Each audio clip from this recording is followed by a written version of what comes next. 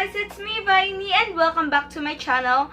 So kung bago ka pa lang sa aking channel, ay huwag kalimutang mag-like, share, subscribe, and click the notification bell para mas maging updated ka sa ating mga videos. So ayun na nga guys, kagabi nag-upload ako ng isang video tutorial kung paano mag-load kay TPC using Messenger. Pero marami ring nagtatanong guys na what if kapag ma-hack yung Messenger account mo, ano ang gagawin mo? So, ito guys, sabi nga ni TPC na your security is our top priority. So, gumawa sila ng mobile app security command. So, yun guys, may dalawa tayong pagpipilian. Unang-una, kung gusto nyo mag-work gamit yung messenger nyo, pwede nyo siyang i-turn on, pero kung ayaw nyo rin, pwede nyo rin siyang i-turn off. So, tuturuan ko kayo guys kung paano ito gawin para maging safety ang ating account. Ganito yun guys. Step number 1.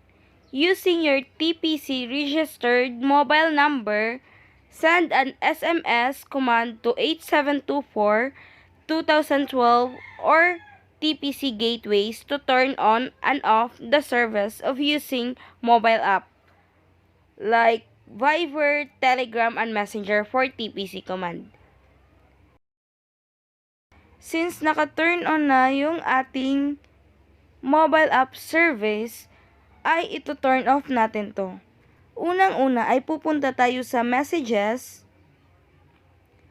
Tapos, type natin dito ang 8724.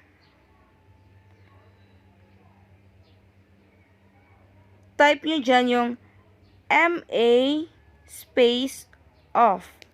Tapos nun, i-click nyo yung may arrow dito sa gilid, yung send button. Click change default messaging app and then send.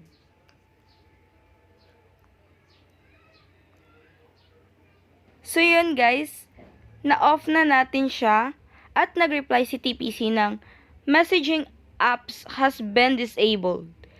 To enable, text MA space on.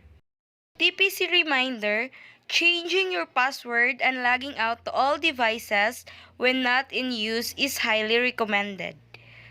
And also, be vigilant at all times.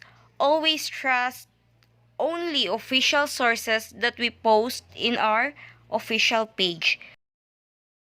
Thank you. So that's it guys. Thank you for watching and see you in my next vlog. Bye.